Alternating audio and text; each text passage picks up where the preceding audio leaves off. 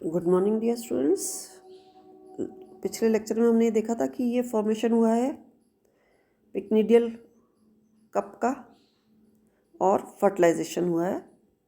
अब इसके बाद फर्टिलाइजेशन के बाद क्या होगा? डाइकैरोटाइजेशन होगा। फर्टिलाइजेशन का मतलब हो गया डाइकैरोटाइजेशन, और वो डाइकैरोटाइजेशन जो स्पर्मेशियम है they get attached with receptive Haifa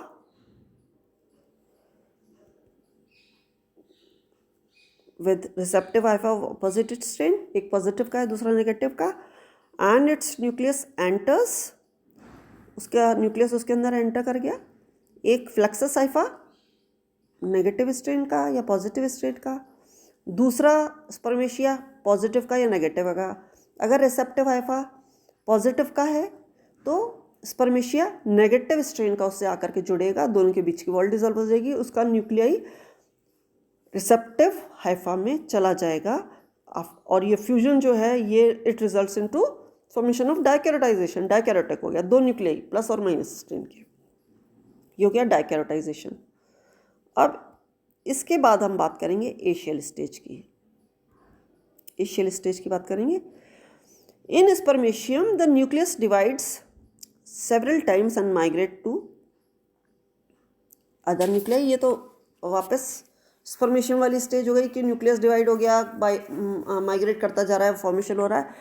ये जो डाइकैरोटिक जो सेल्स बनी हैं फ्यूज़न के बाद, वो पिक्निडियम कप में फ्लेक्सस हाइफा जो है था, बहुत सारे फ्लेक्सस हाइफा थे, एक फ्लेक्सस हाइफा में डाइकैरोटाइजेशन हो गया। वो फ्लेक्सस हाइफा अब डाइकैरोटाइजेशन के बाद लीफी स्ट्रक्चर में ही नीचे मीजोफिल सेल्स के अंदर ग्रो करने लग जाता है, और बाईन्यूक्लिएट जो सेल होती हैं डिवाइड करती जाती हैं बार बार, और चेन ऑफ सेल्स बनती जाती हैं, और बहुत सारी सेल्स बनती जाती हैं, और नीचे की तरफ ये जो है फॉर्म करता है एक कप जिसको हम कहते हैं एशियल कप। एशियल कप बनाती हैं।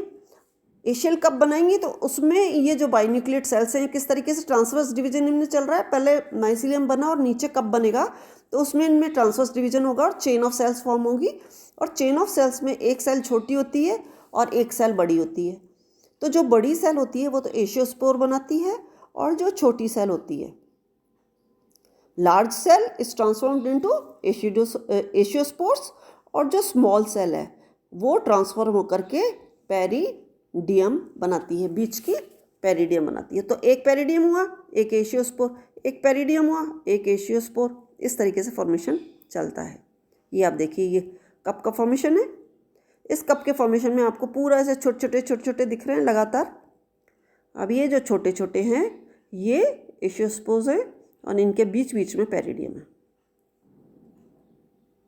यहाँ पे लीफ को अगर हम फुल देखें तो लीफ को, तो हमें इस तरीके से स्ट्रक्चर नज़र आता है, और अगर इसका हम सेक्शन काटेंगे तो सेक्शन काटने पे हमें ये वाला स्ट्रक्चर नज़र आता है, पर्पल कलर में जो दिख रहा है नीचे कप शेप्ड स्ट्रक्चर,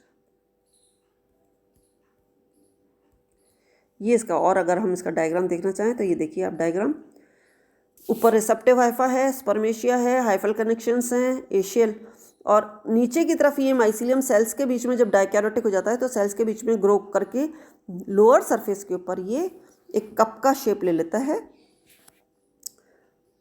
और ये कप के शेप में आप देखो पूरा एक कप शेप स्ट्रक्चर का फॉर्मेशन हो रहा है। यहाँ पे और क्लियरली देख सकते हैं, ये इस कप की बेसल सेल्स है, ये बेसल सेल से एशियोस्पोर्स का फॉर्मेशन हो रहा है, और एशियोस्पोर्स का फॉर्मेशन हेक्सागोनल आपको दिख रहा है, और बीच में इसमें डिसजंक्टिंग जो सेल होती है वो पेरिडियम होती है, डिसजंक्टर सेल। तो इस तरीके से इनका फॉर्मेशन हो जाता है।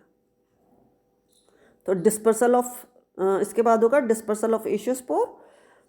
ये जो स्पोर होते हैं जब ये मैच्योर हो जाते हैं तो वॉल ऑफ पेरिडियम, जो चारों तरफ इसके पेरिडियम की वॉल बनी हुई है वो रप्चर हो जाती है, और कप शेप्ड स्ट्रक्चर जिसको हम एशियम कहते हैं उससे एशियोस्पोर सारे रिलीज हो जाते हैं। हर स्पोर जो है वो यूनिसेल्युलर स्पोर है और बाईन्यूक्लिएटेड है, और इसका जनरली राउंडेड या हेक्सागोनल जैसा इसका शेप होता है, और उनका डिस्पर्जल जो है वो डिस्पर्जल इनका विंड से होता है।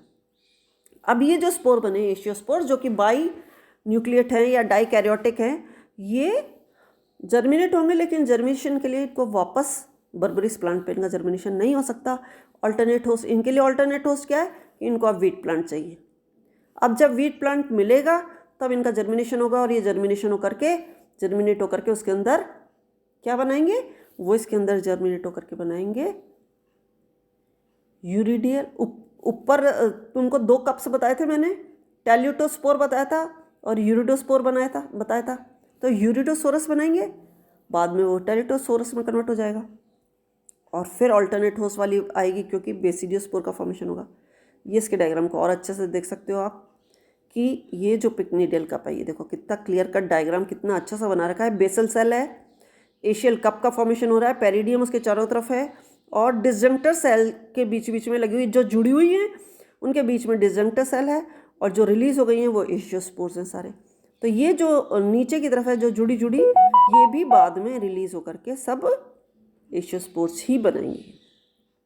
ये और क्लियर कट कितना अच्छा क्लियर डायग्राम है एशियोस्पोर का। देखो एशियोस्पोर बीच में डिसजंक्टर सेल, एशियोस्पोर डिसजंक्टर सेल, एशियोस्पोर इंटरकैलरी सेल या डिसजंक्टर सेल, बीच की जो सेल है इसलिए इंटरकैलरी सेल कह सकते हैं। और क्योंकि ये डिसजंक्शन कॉज करती है, अलग अलग करने का काम करती है, इसलिए इसको डिसजंक्टर सेल भी कह सकते हैं। तो ऊपर से देखो आप फॉर्मेशन, बेसिडियल सेल बनी, ऊपर बेस पे सेल बनी बेसल सेल, फिर एशियोस्पोर मदर सेल बनी और बीच की सेल इंटरकैलरी सेल बनी।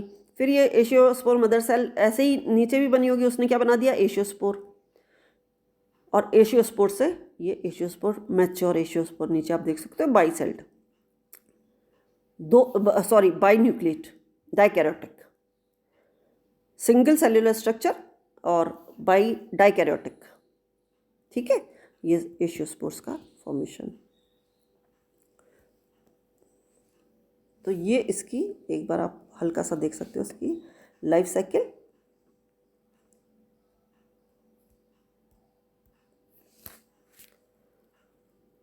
ये लाइफ साइकिल चल रही है पिक्निडियल कप, एशियल कप, टेल्यूटोस्पोर, यूरिडोस्पोर।